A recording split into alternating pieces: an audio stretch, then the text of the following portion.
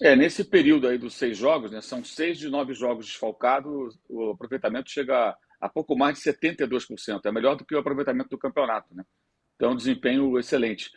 Eu não fico incomodado, não, Juca, quando fala que o Flamengo é favorito. É óbvio que o Flamengo é um dos favoritos. Se o Flamengo não for um dos favoritos com o investimento que tem, fecha tudo, né? Ele é um dos favoritos. A grande questão é a sacanagem do calendário da CBF, que nunca pode ser esquecido isso. Isso não pode ser tratado como algo normal, né? Que há quem tente tornar, não, o elenco é forte. Não interessa, o elenco não é esse. O elenco é todo mundo que está lá, os 4 uruguaios, o chileno e a galera que está aqui no Brasil. Esse é o elenco do Flamengo, né? Não tem essa de tentar minimizar o absurdo que é esse calendário do futebol brasileiro, que também afeta outras equipes. É o caso do Inter, que você citou, é o caso do Atlético, o próprio Palmeiras, conheceu o Gustavo Gomes, que foi passear lá nos Estados Unidos, na reserva, né? E por aí vai. Várias equipes perdendo jogadores. O São Paulo vai receber o seu volante aí do Bobadilho de volta, né? O Paraguai fora também, um jogador que também faz falta. Todos fazem falta. No caso do Flamengo é pior, porque foram 5, sendo que todo o meio-campo foi embora e os 2 laterais que seriam os titulares. Varela já era o titular e o Vinha, pela má fase do Ayrton Lucas, seria hoje o titular, muito provavelmente, né? Eu acho que assim, essa maneira que o Flamengo tem se comportado tem sido bem adequada, inclusive a forma como o time tem jogado. O Tite adaptou muito bem o time às circunstâncias. O Flamengo não tem sido um time nem com tanta posse de bola, porque nem sempre é possível brigar pela posse de bola quando você enfrenta equipes como o Bahia, que tem um meio-campo bom, o Cruzeiro com o meio-campo muito encorpado, né, e que fazia questão de ter a bola. Então o time tem alternado momentos de pressão, momentos que recua para tentar sair na velocidade, porque tem que se adequar à realidade. Uma coisa é você ter todo mundo aqui à disposição, no meio-campo com Pulga, Arrascaeta e De La Cruz, e mais o Gerson, a capacidade de controlar o jogo pela posse é muito maior do que o meio-campo que vem jogando. Ontem, inclusive, ele corrigiu bem o time no segundo tempo com a entrada do Léo Ortiz. A nota lamentável foi o comportamento de alguns poucos, mas lá estavam, né, torcedores babacas, né? Palavra essa que vaiaram o Lohan. O cara que vai ao Maracanã, vaiar um moleque de 17 anos é um babaca. É a palavra mais suave que eu encontro. Porque não é possível o sujeito que vai torcer por um time de futebol e que vai ao estádio, compra o ingresso, vai vaiar um menino de 17 anos que está jogando todas as partidas porque o titular está fora, porque não tem outro, porque ele é a melhor opção.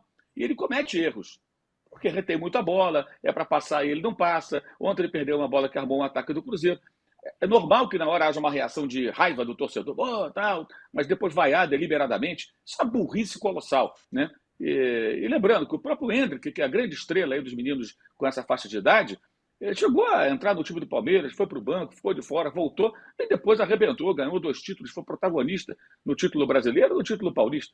O Lohan tem potencial para ajudar muito, já ajudou em algumas partidas. Ontem não se ouve bem, a substituição foi correta do Tite, não tem que reclamar, mas vaiar o cara é demais, né? É um negócio assim que não dá para entender. É a Flamimimi, que sempre dá as caras, mesmo nesses momentos em que está havendo quase uma comunhão geral, tirando esses malas, né, em torno do time, para apoiar o time, entendendo as circunstâncias. Também tem que pontuar o máximo, né? Pontuar o máximo. Agora vai jogar com o Atlético em Minas. Acho que é um jogo até que o Tite pode tentar administrar o elenco, talvez até poupar alguns jogadores, que é um jogo de resultado difícil. Uma derrota lá é mais ou menos algo que não seria nada fora do comum, pelo contrário, né? Embora o Atlético não venha tão bem, até empatou em casa com o Atlético Goianiense nesse domingo. Depois joga contra o Cuiabá num jogo que está marcado para 9 da noite do Maracanã. A CBF é tão ruim, ela é tão confusa, que ela marcou Flamengo Cuiabá 9 da noite do Maracanã. O Brasil vai jogar às 7 ou às 10 da noite do sábado. É provável que É mude esse demais. horário. Mas não dá, porra. Não sabiam que o jogo do Brasil, sendo primeiro ou segundo, seria no sábado, dia 6 de julho, à noite, pelo horário de Brasília, às 19 ou às 22 horas?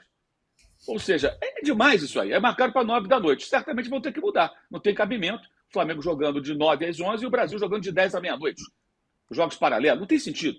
Então esse jogo deve ser alterado de horário, mas a priori está marcado para sábado, às 21 horas, no Maracanã. E depois tem o jogo com Fortaleza, também tem mando do Flamengo, fechando aí esse ciclo de 9 partidas. O jogo seguinte é contra o Inter, que vai ser adiado, né? Acho que ainda não foi adiado oficialmente, porque o Inter tem compromisso aí. Tem Copa do Brasil, tem mas é jogo da Sul-Americana também, da repescagem da Sul-Americana. O Inter está cheio de jogos para realizar, esse jogo vai acabar sendo adiado, né?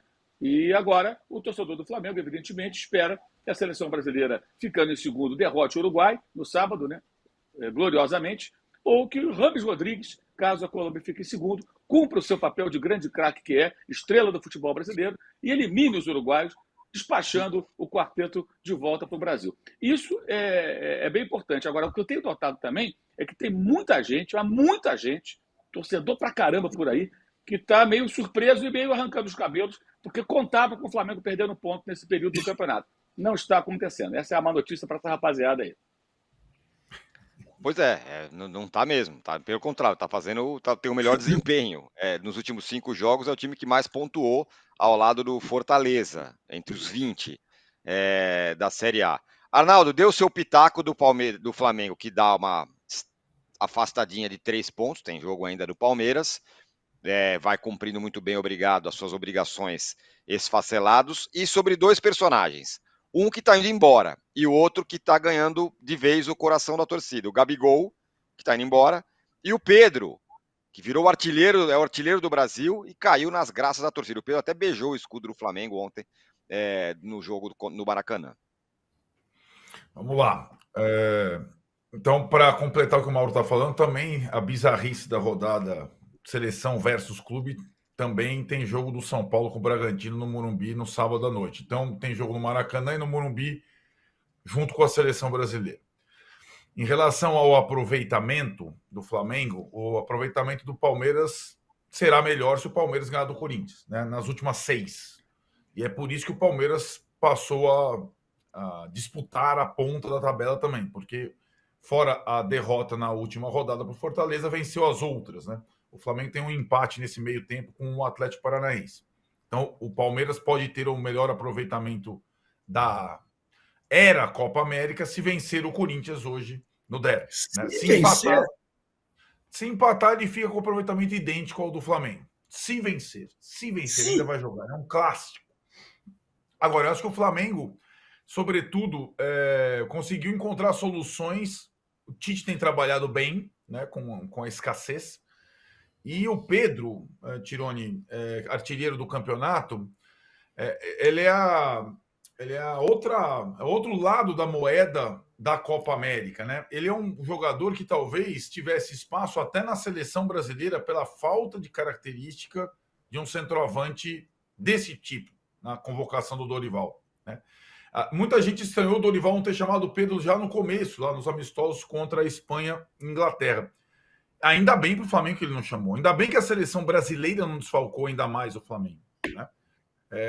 Se o Pedro tivesse ido para a seleção, cara, aí sem Gabigol tal, Gabigol completamente descartado, aí é uma outra conversa, né? O Pedro tem feito todos os gols do time e o Dorival acabou tirando um jogador do Atlético Paranaense, outro do Atlético Mineiro, um do São Paulo, mas do Flamengo não tirou ninguém, sobretudo o centroavante do Flamengo, que faria muita falta nesse período.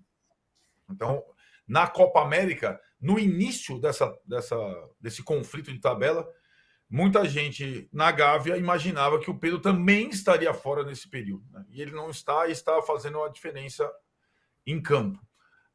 E acho que essa sequência ela ainda perdura um pouco, o Mauro já traçou, mas a impressão que a gente tinha no início era essa mesmo. Se o Flamengo terminar essa sequência sem vários dos seus principais jogadores na liderança, vai ser difícil tirar o título dele. Mas o Palmeiras é outro time que a gente entende forte, é o atual bicampeão brasileiro. E o Palmeiras também pode ficar mais forte daqui a pouco. Não exatamente depois da Copa América, mas sobretudo depois da janela, porque o Palmeiras está investindo mais na janela de transferências do que o Flamengo, né? Então, o Palmeiras já tem 3 reforços contratados, ainda não foram para campo, que podem até mudar o nível do time e garantir o Palmeiras disputando cabeça a cabeça até o final, na sua tal espanholização. Você vai soltar foguete aqui, Tironi, né? Não, E acho que...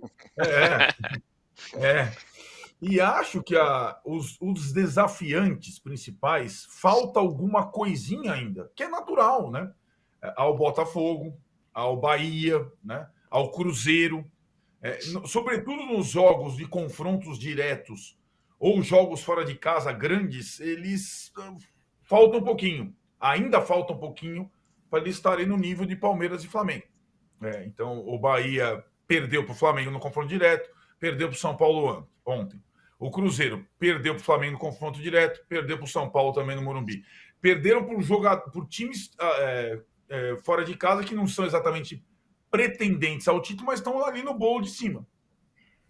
O Botafogo, eu acho que teve no sábado contra o Vasco a grande chance. Todo mundo fala da questão do Vasco. O Vasco tá se matando por pontos. E o Botafogo teve a faca e o queijo na mão, teve a vitória parcial, teve a torcida do Vasco protestando e ele não conseguiu fazer uns 3 pontos preciosos que colocariam pressão no Palmeiras e no Flamengo.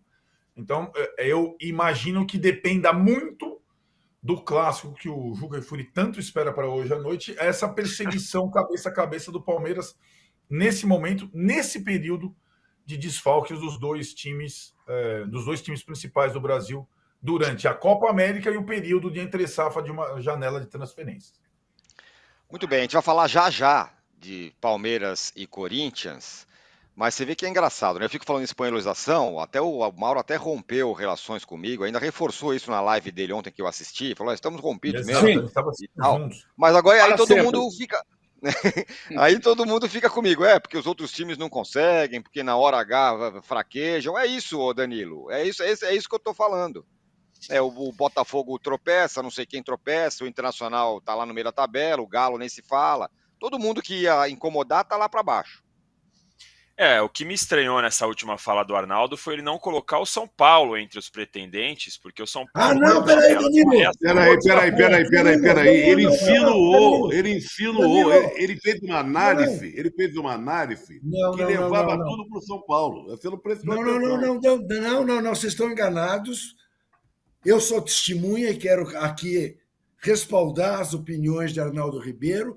Na segunda-feira passada, ele fazia contas para o São Paulo chegar aos 45, para não cair. Isso. Então, Primeiro objetivo. Não me venha com o São Paulo chegando, porque isso aí não. O Arnaldo não concorda com isso. Tirone pode achar isso. Arnaldo não.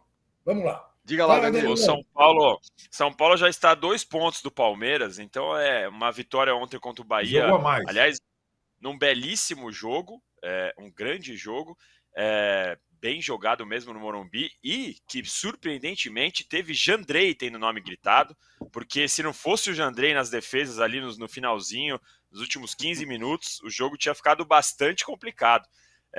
Então eu acho que me surpreendeu o Arnaldo não ter citado o São Paulo reagindo e voltando a jogar, sem o Zubeldia na beira do gramado. Conseguiu uma vitória importantíssima, mas é claro que a gente vai brincar aqui em relação ao São Paulo, mas de verdade, São Paulo acho que conseguiu uma vitória muito além do que eu esperava. Eu imaginava o Bahia vencendo, mesmo com a dificuldade de jogar no Morumbi e tudo mais, mas o Bahia tem feito boas partidas, e a vitória do jeito que foi, o São Paulo me surpreendeu. O Botafogo é o time que eu não esperava que fosse sofrer tanto assim contra o Vasco. Nas minhas contas da rodada eu imaginava o Botafogo já lá em cima junto com o Flamengo e agora jogando a pressão para o Palmeiras nesse clássico. E assim, quando a gente olha a tabela, né, e vê o Flamengo ali em cima, Botafogo e Bahia, o Palmeiras, como disse o Arnaldo, tem uma boa reação durante essa era Copa América. Sei que a gente vai falar mais detalhadamente do clássico Palmeiras e Corinthians já, mas a expectativa de uma facilidade por conta dos últimos 15 jogos do Corinthians ter uma vitória não vai ser tão fácil assim. Eu acho que o Palmeiras vai sofrer um pouco mais, não tem dupla de zaga e tudo mais.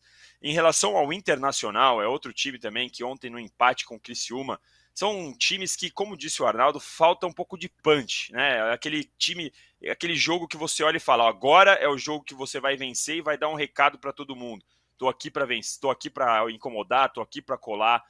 O Botafogo não consegue isso, o Bahia não conseguiu isso, o Internacional não conseguiu isso, o Atlético Paranaense lá atrás, que a gente imaginava que poderia ser um time, derrapou e agora está ameaçando voltar, mas também não consegue uma sequência. O próprio Atlético Mineiro, do nosso grande Milito, está numa sequência, agora empatou com o Atlético Goianiense. Tomou do Palmeiras um atropelo dentro de casa, que era um jogo que a gente ia esperar, que era muito mais equilibrado. Então, os times estão ajudando a gente a ter que concordar com a tese da espanholização do Tirone.